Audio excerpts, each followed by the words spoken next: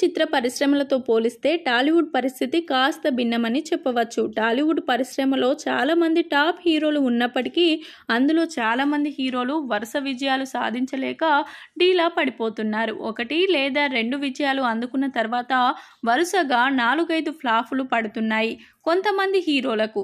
ప్రస్తుతం కొంతమంది హీరోలకైతే ఇప్పుడు ఓ మంచి హిట్ బొమ్మ పడకపోతే మాత్రం వాళ్ళ కెరియర్ మాత్రం ఆల్మోస్ట్ కథ కంచికే అని చెప్పవచ్చు. ఇక ఈ లిస్టులో మన టాలీవుడ్ హీరోలు ఎవరెవరు ఉన్నారో ఒకసారి చూద్దాం. ఈ లిస్టులో మొదటిగా కింగ్ నాగార్జున గురించి చూస్తే ఆయనకు సోగ్గాడే చిన్ని నాయన సినిమా హిట్ తర్వాత ఒక్కసారి కూడా భారీ హిట్ లేదని చెప్పవచ్చు. తాజాగా రిలీజ్ అయిన నా సామిరంగ సినిమా కూడా ఫ్లాప్ కాకపోయినా యావరేజ్గా నిలవడంతో ఆయన సంసిద్ధంలో పడిపోయారు. ఈ పరిస్థితులలో ఆయనకు ఓ భారీ హిట్ పడకపోతే మాత్రం ఆయన హీరోగా కంటిన్యూ కావడం కష్టమే అనుకోవచ్చు.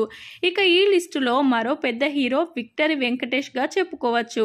గత కొన్ని సినిమాల నుంచి ఈయన హీరోగా నటించిన సినిమాలు డిజాస్టర్ గా నిలుస్తున్నాయి. కరోనా సమయంలో తమిళం నుంచి అసురన్ అనే సినిమాను రీమేక్ చేసి ఓటీటీలో రిలీజ్ చేశారు. దీంతో ఆయనకు పెద్దగా వచ్చిందేమీ లేదు.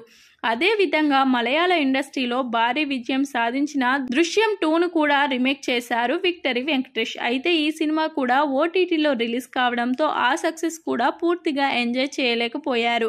ఇక అప్పటి నుంచి రిలీజ్ అయిన సినిమాలు పెద్దగా విజయాన్ని అందుకోలేకపోయాయి. తాజాగా సంక్రాంతి రేసులో విడుదలైన సైంధవ్ సినిమా భారీ డిజాస్టర్ అందుకుంది. ఈ మధ్యకాలంలో నటించిన ఓ వెబ్ సిరీస్ కూడా అడల్ట్ కంటెంట్ ఎక్కువగా ఉండడంతో అది కూడా డిజాస్టర్గా నిలిచింది. ఈ సమయంలో విక్టరీ వెంకటేష్ కూడా ఓ భారీ హిట్ పడకపోతే మాత్రం హీరోగా కొనసాగే పరిస్థితులు లేవనే చెప్పవచ్చు.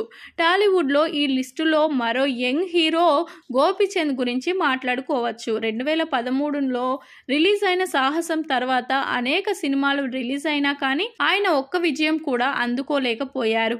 ఇక కొద్ది రోజుల్లో గోపీచంద్ భీమా సినిమాతో ప్రేక్షకుల ముందుకు రాబోతున్నారు. ఈ సినిమాతోనైనా ఆయన సక్సెస్ కావాలని కోరుకుందాం. లేకపోతే ఆయన మార్కెట్ కూడా పడిపోయే అవకాశం లేకపోలేదు. ఈ లిస్టులో మరో హీరో సందీప్ కిషన్.